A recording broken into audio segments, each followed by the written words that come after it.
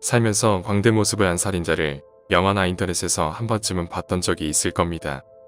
광대 살인마 존 웨인 게이시에 대해 알아보겠습니다.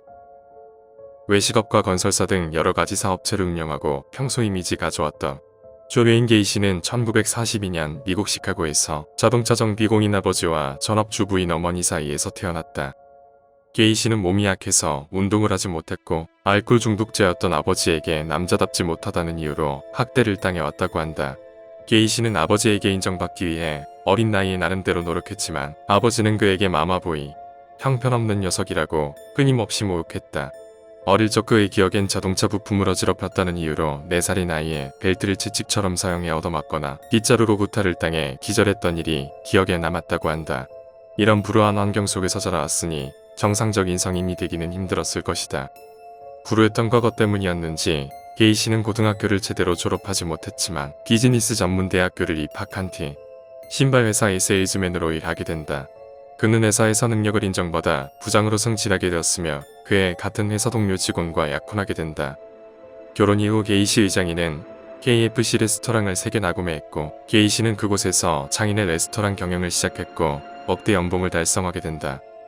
게이시의 이미지는 완벽 그 자체였지만 사실 뒤로는 구린짓이란 구린짓은 다 하고 다녔던 것이다.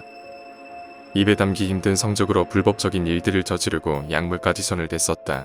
또한 그의 식당에 젊은 청소년들을 고용하고 지하실에 클럽을 열어 온갖 더러운 짓을 시도했다고 한다.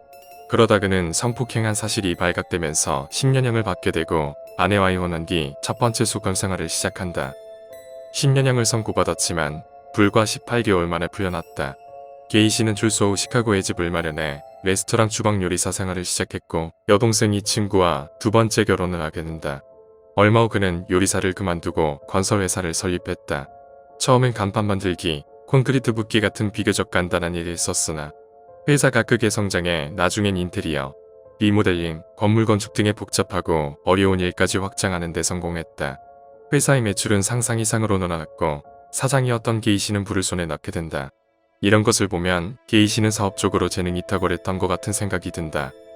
게이시는 그의 두 번째 아내에게 양성애자라고 커밍아웃한 뒤 아내에게 사랑을 나누지 않을 것이라 통보하고 매일 밤늦게 일을 나가 아침 일찍 집에 들어오는 생활을 반복했고 그의 아내가 게이시가 10대 소년들을 차고에 데려가는 것을 본 뒤 합의하에 이혼을 하게 된다.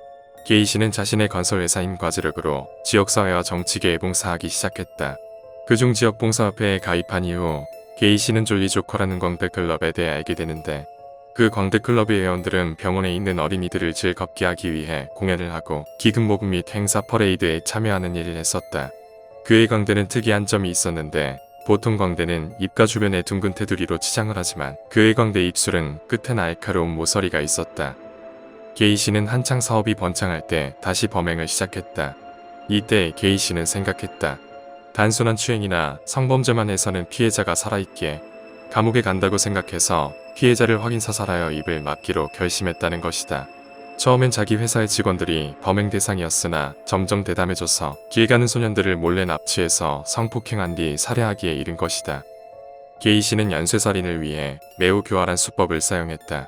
그때 당시의 시카고는 사회 분위기가 보수적인지라 청소년들이 동성애 성향을 지녔다는 것이 발각되면 집에서 쫓겨나거나 가출을 했는데 게이시는 이처럼 사회의 보호를 받지 못하는 소년들을 주요 범행으로 삼았다.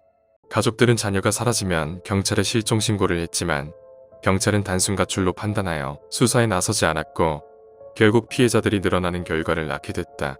지역의 약국에서 일하던 로버트 피스트는 알바가 끝나고 데리러 온 어머니에게 어떤 건설회사 사장이 자신에게 일자리를 제안했다라며 문을 나선 뒤 실종됐는데 그 사장이 바로 게이시였다. 경찰은 게이시에게 영장을 발부하고 게이시의 집에서 로버트의 약국 영수증이 나오면서 의심이 짙어졌고 게이시의 집 지하실에서 끔찍한 악취가 풍겼는데 지하를 발굴하자 무려 29구의 부패한 시신이 발견되었다. 그는 자신이 1972년부터 살인을 시작하여 총 33명을 죽였다고 자백하고 다른 혐의들도 인정했지만 자신이 정신병을 앓고 있다고 주장하며 선처를 구했다. 하지만 그의 변호는 기각되었고 1980년 결국 사형이 선고된다.